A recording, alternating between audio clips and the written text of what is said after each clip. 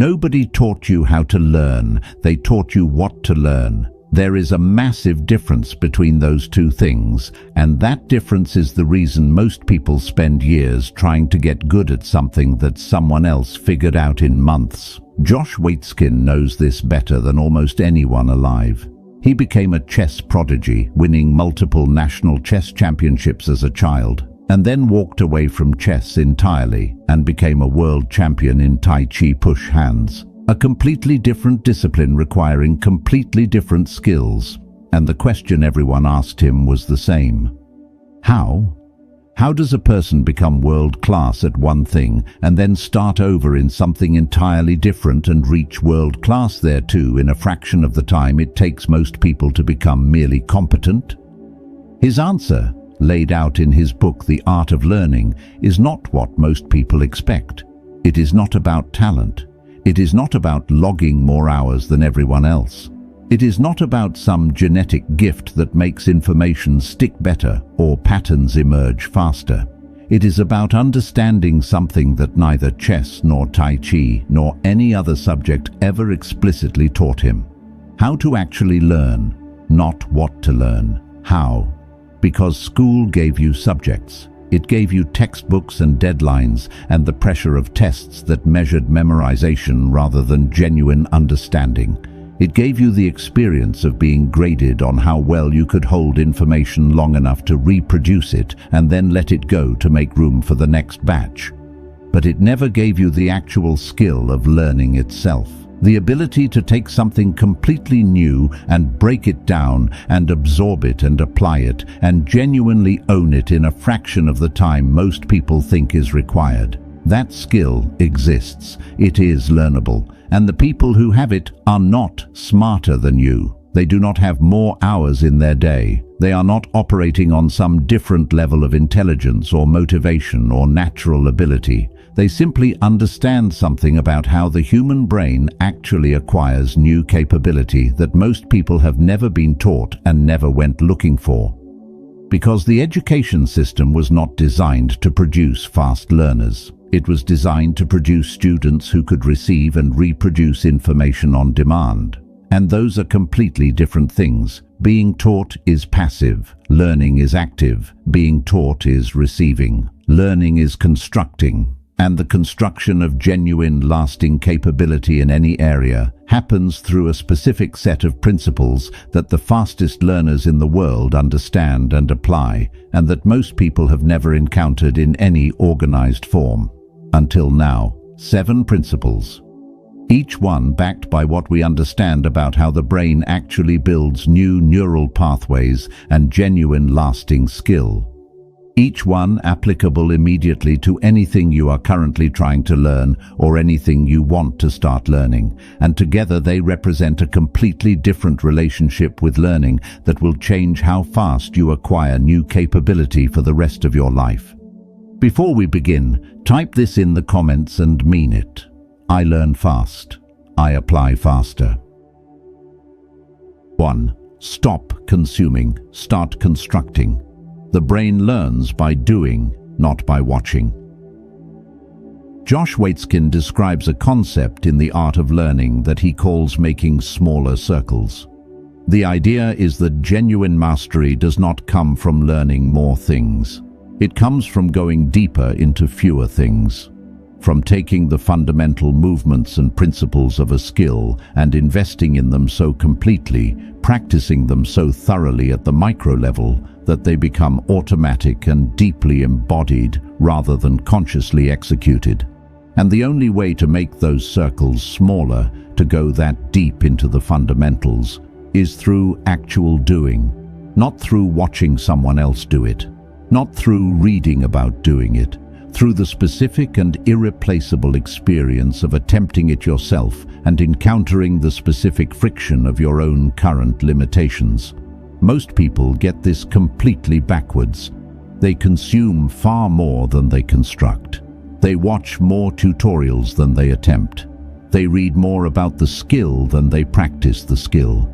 They accumulate more information about how to do the thing than actual attempts at doing the thing. and they wonder why the watching and the reading is not producing the capability that only the doing can produce. The brain does not build new pathways by receiving information about something.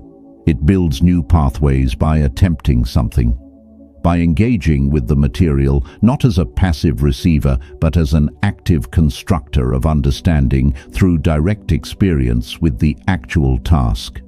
This is not a motivational concept. It is a neurological reality.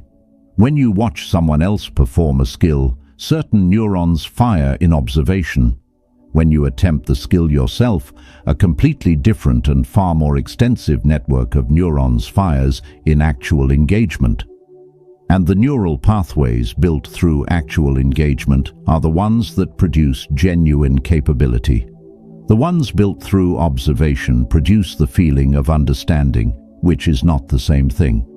The feeling of understanding is the reason most people think they are learning when they are actually just consuming. You have experienced this yourself. The video that explained something so clearly that you felt you understood it completely. And then the moment you tried to do it yourself, the understanding evaporated and you were left holding nothing but the memory of someone else doing it well. Because the feeling of understanding and the actual capability to do something are built through completely different processes. The feeling comes from consuming well-explained content.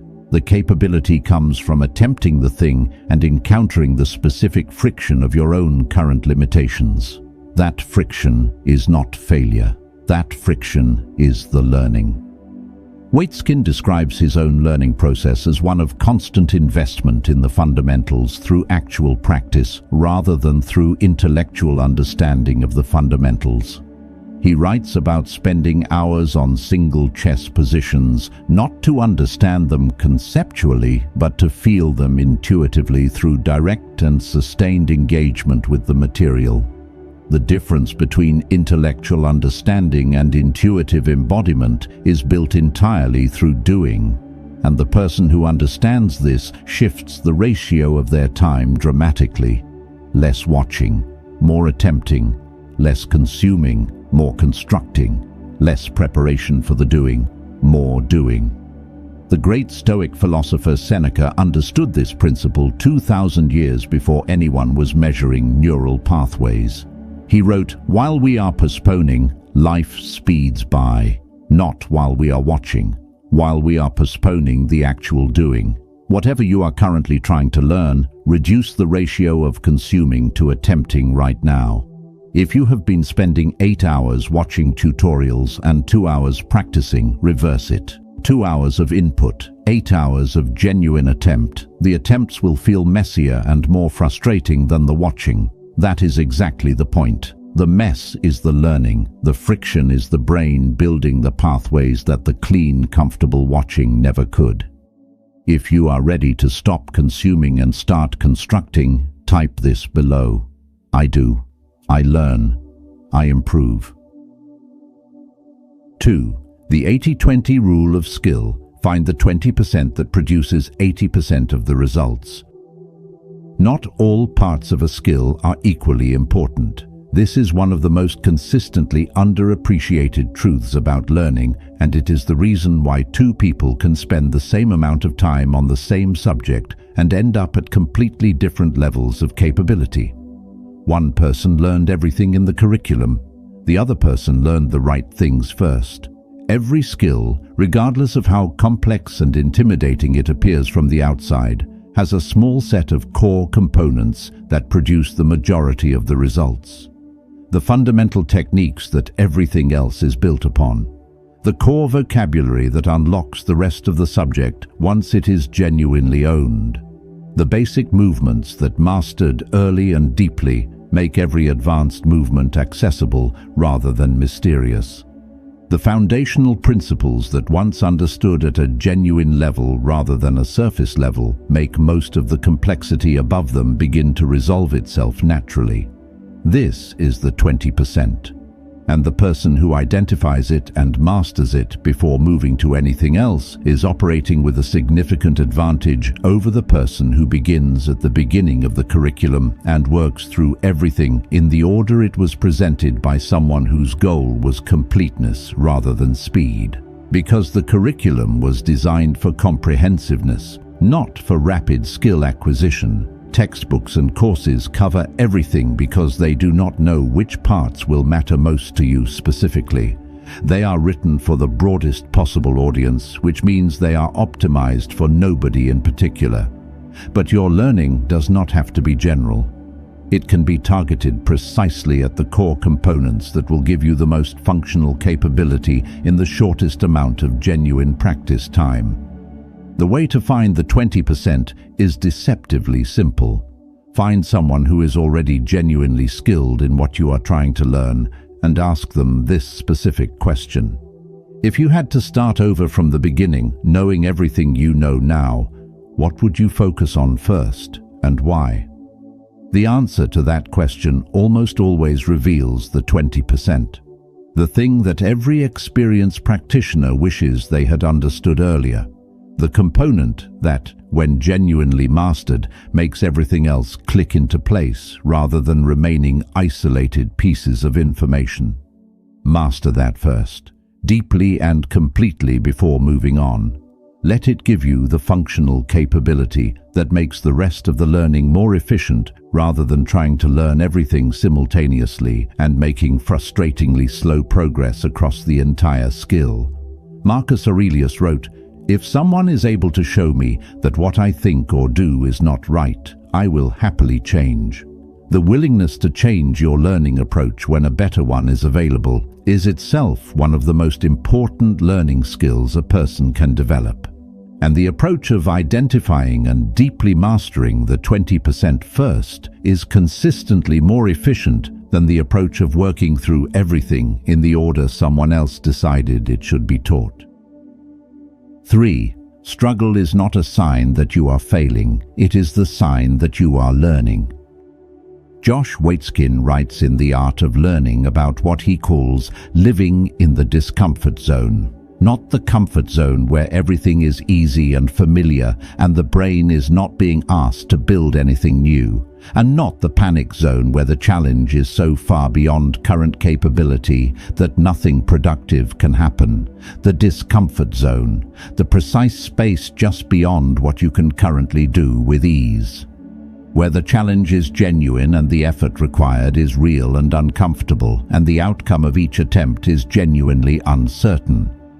That space, uncomfortable as it is to inhabit consistently, is where all meaningful learning actually happens. And most people spend almost no time there, because most people stop learning at the exact moment learning is most productive. The moment the material stops making immediate sense and requires real mental effort to penetrate.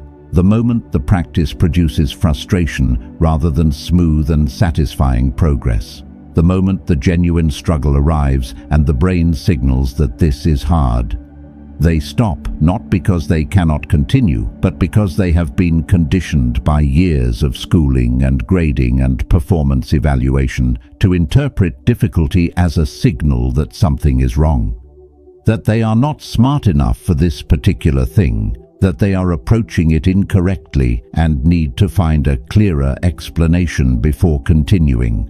That the struggle is evidence of inadequacy rather than evidence of genuine engagement with something worth learning. But the difficulty is not a signal that something is wrong. It is the most reliable signal available that something is right, that the brain is operating at the edge of its current capability, that the challenge is genuine, and therefore the growth it produces will also be genuine rather than the shallow familiarity that easy material produces. Waitzkin describes his own experience of this in the chess world, where he noticed that his greatest improvements came not from the games he won comfortably, but from the positions that were genuinely and sometimes painfully difficult, the ones that required extended and uncomfortable mental effort to penetrate, the ones where he did not immediately see the answer and had to struggle with the material for much longer than felt comfortable or productive. Those positions built something that the easy games and the comfortable practice sessions never could. Genuine depth of intuitive understanding rather than the surface pattern recognition that comfortable practice produces. Researchers who study how learning actually works call this desirable difficulty, the challenges that feel significantly harder in the moment but produce dramatically better long-term retention and genuine capability compared to the easier approaches that feel more comfortable in the short term but produce less lasting and less usable learning over time. The harder path through the material is almost always the more efficient path. Not more efficient in terms of how it feels while you are walking it, more efficient in terms of the actual capability built per hour of genuine engagement. The person who embraces the struggle, who deliberately positions themselves in the discomfort zone and stays there rather than retreating to familiar ground, is building genuine neural pathways through the resistance that the comfortable path never encounters. Epictetus said, "It is not what happens to you, but how you react to it that matters." And the reaction to the struggle of learning is one of the most consequential choices available to a person trying to develop genuine skill. Interpret the struggle as failure and retreat to comfort, or interpret it as the most reliable signal that the learning is working and lean in deliberately. The first reaction produces slow learners who plateau early. The second produces fast learners who keep improving long after others have stopped. If you are ready to embrace the struggle as the actual mechanism of growth, claim this below. Struggle means I am growing. 4. Spaced repetition. The brain forgets on a predictable schedule, and you can use that schedule to learn permanently. Here is something the education system never taught you about how your own memory actually works. You forget things on a completely predictable schedule, not randomly, not based on how important the information is or how much you want to remember it. On a curve that has been well understood for over a century and that most learners are working directly against rather than with. The forgetting curve shows that after learning something new, you forget roughly half of it within the first day if you do not review it, and then more of it over the following days until the majority of what you learned has faded back into inaccessibility. This is not a flaw in your memory. It is a feature of a system designed to maintain only what it regularly needs to access. The brain does not maintain information it is never asked to retrieve. It gradually releases information that is not reinforced because maintaining unused information has a real metabolic cost. And the way to signal to the brain that specific information is worth maintaining is to retrieve it again before it completely fades. To access it at the specific intervals that communicate to the brain that this information is being used regularly and is therefore worth keeping readily accessible. This is spaced repetition. And it is one of the most powerful learning principles available because it works directly with the brain's natural forgetting and consolidation schedule rather than fighting against it. The way most people study works in the opposite direction entirely. They concentrate their review into a single intensive session. They read the chapter and then read it again and then read it a third time all in one sitting. And then they move on and never return to it until a test forces them to. This approach produces a strong initial feeling of familiarity that fades remarkably quickly because the brain received one strong concentrated signal rather than multiple spaced signals that communicate ongoing need for the information. The more effective approach is to review material at deliberately increasing intervals. Once shortly after the initial learning while it is still fresh, again a day later when some forgetting has occurred, again 3 days after that when the fading has continued, again a week after that, each review timed at the window where some forgetting has occurred but complete forgetting has not yet happened. That specific timing is what makes spaced repetition so powerful. Reviewing before any forgetting occurs is less effective because you are not actually practicing genuine retrieval from memory. You are simply recognizing information that is still fully available. Reviewing after complete forgetting has occurred means starting over from scratch as though the material was never learned.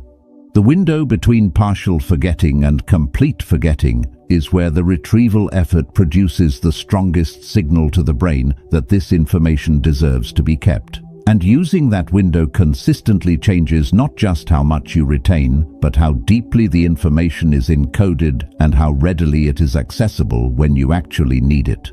Marcus Aurelius returned to the same principles in his private journal every single morning of his adult life. Not because he had forgotten them, because he understood that ideas and values worth living by need to be regularly retrieved and renewed rather than encountered once and assumed to be permanently absorbed and available. He was practicing spaced repetition on the principles of his own character. The same principle applies to any skill or knowledge you are trying to genuinely own rather than temporarily hold. 5. Teach what you learn. The best way to truly understand something is to be forced to explain it. There is a test that immediately and ruthlessly reveals the difference between thinking you understand something and actually understanding it. Try to explain it to someone who knows absolutely nothing about it, not using the technical vocabulary of the field that allows you to sound like you understand without having to demonstrate that understanding. Not leaning on the jargon and the terminology and the specialized language that functions as a shortcut among people who are already familiar with the subject, in plain language, from first principles, in a way that a complete beginner with no background in the subject could genuinely follow and understand. If you can do that, you understand it. If you cannot, what you actually have is familiarity with the language of the subject rather than genuine understanding of the subject itself. And familiarity with language is not the same thing as understanding. It is one of the most convincing imposters available, because the language of a field feels like understanding from the inside, even when the genuine conceptual grasp is shallow or absent. This distinction matters enormously for learning speed, because it reveals where the real gaps are with a precision that no amount of rereading the material can match. Most people move through material accumulating familiarity with concepts without ever testing whether their understanding is genuine. They recognize the terms when they encounter them again. They can follow along with an explanation when someone else is giving it. They feel like they understand, because the concepts feel familiar and the language feels comfortable. But feeling familiar and genuinely understanding are built through completely different processes, and they produce completely different capabilities. The gap between them only becomes visible when you try to explain, when you attempt to generate the understanding rather than recognize it, to produce the explanation from your own genuine grasp rather than receive it from someone else's. That attempt at generation reveals every gap in the understanding immediately and with complete specificity. The place where the explanation breaks down, where the language runs out and the concepts stop connecting, is the precise place where the genuine understanding ends and the surface familiarity begins. And that specific location of breakdown is the most valuable learning information you can receive, because it tells you exactly where more work is needed, not a general sense that you should probably study more. The precise point where the genuine understanding is insufficient and needs to be rebuilt from a more solid foundation. The practice is simple. After learning something new, close the book or end the video and explain what you just learned out loud or in writing, as though you are teaching it to someone who has no background in the subject.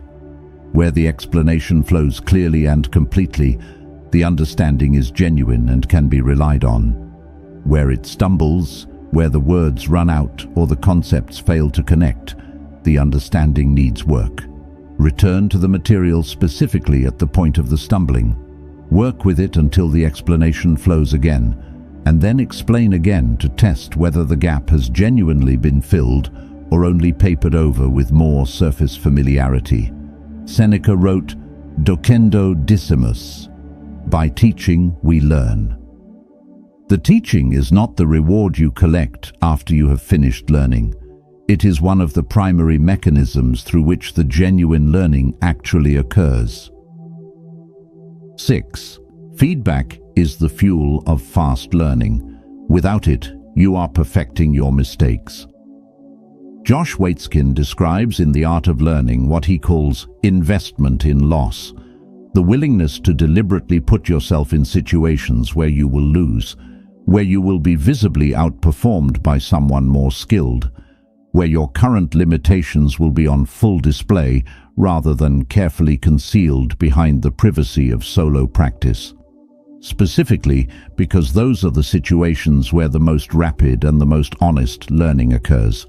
This is one of the most psychologically demanding aspects of genuinely fast learning, and it is one of the most consistently avoided. Because seeking feedback early, before you feel competent enough to not be embarrassed by what the feedback might reveal, requires the willingness to be seen at your worst, the willingness to show someone who knows more than you what you are currently doing, and to receive their honest and potentially uncomfortable assessment of it. Most people protect themselves from this by practicing privately until they feel confident enough to be observed, until the performance has improved enough that the exposure feels less threatening, until the gap between what they are doing and what they should be doing is small enough that the feedback will not be too painful to receive. And by the time they reach that point, the incorrect approach has been practiced hundreds or thousands of times. The wrong movement has been repeated until it feels natural. The ineffective pattern has been reinforced until it is the automatic response. The misconception has been built upon until an entire structure of understanding rests on a foundation that will need to be demolished before the correct version can be built. Because feedback is the mechanism through which practice becomes improvement rather than simply repetition of whatever you already do. Without honest external feedback, practice is just doing the same things repeatedly, and repeatedly doing something incorrectly with no external correction produces a highly practiced version of the incorrect approach, not competence. A confident and deeply ingrained incompetence that is significantly harder to correct than the beginner-level incompetence that existed before all that practice. Waitzkin's concept of investment in loss is about choosing the harder path deliberately, choosing to be in the room with people who are better than you rather than practicing only with people who are at your level or below. Choosing the position where your weaknesses are fully visible rather than the position where your strengths can be displayed and your weaknesses hidden. Because the room where your weaknesses are fully visible is the room where they get addressed. And the room where they get addressed is the room where the fastest and the most lasting learning happens. The practical application of this principle is to seek feedback before you feel ready for it.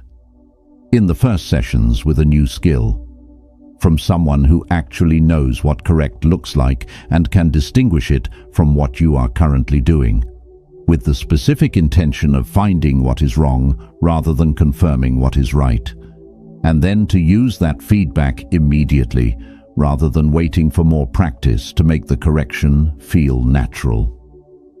Marcus Aurelius wrote, "If someone is able to show me that what I think or do is not right, I will happily change, for I seek the truth, by which no one was ever truly harmed." Seek the truth early, even when the truth is that what you are currently doing is not right, especially then, because early feedback is cheap to act on, late feedback is expensive. And the person who consistently seeks honest feedback early and acts on it immediately is learning at a completely different rate than the person who protects their ego by practicing privately until they feel ready to be seen. If you are ready to seek honest feedback and use it to accelerate your growth, write this below. I seek feedback. I improve faster. 7. The learning does not end when the session ends. Protect the hours after learning. Josh Waitzkin writes in The Art of Learning about a practice he calls the soft zone. The idea that peak performance and peak learning do not come from a state of grinding, rigid concentration that is maintained without interruption until the session is over, but from a quality of relaxed and alert awareness that is fully engaged without being tense, and that after a period of intense learning, the brain needs to transition through exactly that kind of soft zone before being subjected to the next wave of demanding and competing input. Because learning does not end when the studying ends. The brain continues processing and consolidating new information for a significant period after the active learning session has finished. Neural connections are being strengthened. New information is being integrated with existing knowledge structures. The patterns that will make new information retrievable in the future are being established and reinforced. And this consolidation process is surprisingly vulnerable to interference from new demanding information that arrives too quickly after the learning session. When new and competing input arrives immediately after a learning session, the brain is forced to shift its limited processing resources toward the incoming information. The consolidation of what was just learned is interrupted before it can complete. The strengthening of the new neural pathways is cut short, and the result is significantly poorer retention of the material from that session than would have occurred if the period after learning had been protected from new competing demands. Waitzkin describes this principle in the context of his competitive preparation, where he discovered that the recovery periods between intense training sessions were not empty time to be filled with other productive activity. They were an essential part of the training itself. The time during which the brain was doing the integration and consolidation work that made the next training session build on a more solid foundation than it would have if the consolidation had been interrupted. Not passive, essential. The practical application of this principle is simpler than most people expect and more effective than most people believe. Protect the period after a focused learning session from new demanding cognitive input, not by doing nothing necessarily, by doing something that does not compete with the consolidation process. Something physical, a walk. Light activity that engages the body without demanding the kind of focused cognitive processing that competes with the brain's ongoing consolidation work. Something low demand that allows the mental process that started during the learning session to continue undisturbed toward completion. This single adjustment to what happens in the hour after learning rather than during it consistently improves retention in ways that feel almost disproportionate to how simple the change actually is. The learning itself did not change. The interference with the consolidation of the learning was reduced, and that reduction in interference produced meaningfully better retention of the same material from the same amount of study time. Epictetus said, "First say to yourself what you would be, and then do what you have to do." And what you would be is the kind of learner who retains what they learn, rather than the kind who studies consistently and forgets almost as consistently. Protecting the consolidation period after each learning session is one of the most direct and most immediately available steps toward becoming that kind of learner. It requires no additional time investment. It requires only a change in what you do with the time that was already there. Nobody taught you how to learn, but now you know, and knowing changes everything, because the gap between the person who learns the fast way and the person who learned the slow way because nobody taught them differently is not a gap of intelligence. It is not a gap of talent or dedication or the number of hours available in the day. It is a gap of method, and method is entirely learnable by anyone willing to apply it. 7 principles Stop consuming and start constructing, because the brain builds genuine capability through doing, not through watching. Find the 20% that produces 80% of the results and master that deeply before moving to anything else.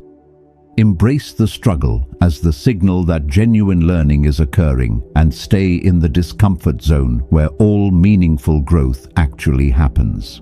Use spaced repetition to work with the brain's natural forgetting schedule rather than against it, and make what you learn genuinely permanent rather than temporarily familiar.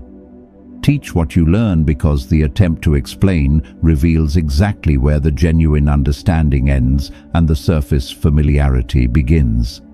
Seek honest feedback early before incorrect pathways become deeply established, and act on that feedback immediately, regardless of how uncomfortable the exposure feels.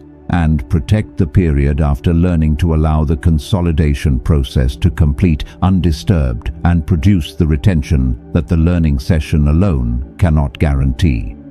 Josh Waitzkin spent his life discovering these principles through direct experience in two completely different disciplines, and then articulated what he found in the art of learning. The Stoics spent their lives discovering the same fundamental principles about a different kind of learning, the learning of how to genuinely live. The principles are the same in both traditions. Do the actual work rather than preparing endlessly to do it. Embrace the difficulty rather than retreating from it. Seek honest feedback rather than protecting yourself from its discomfort. Protect the conditions that allow genuine growth to occur, rather than filling every available moment with more input. These 7 principles, applied consistently and genuinely to anything you want to learn, will change the speed at which you acquire real capability. Not slightly, significantly enough that it genuinely starts to feel unfair compared to the people around you who are still learning the slow way, because nobody ever taught them the fast one. The most important thing right now is not to consume what you just heard. It is to apply it to the very next thing you are trying to learn, starting today rather than when the conditions feel more ready. Because the brain does not build new pathways from information about how to build new pathways. It builds them from the actual attempt to use what was just learned in the real and imperfect and friction-filled process of genuine application. Begin the application now. If this found you at exactly the right moment, leave the only thing that matters right now. I learn fast. I apply faster, starting today.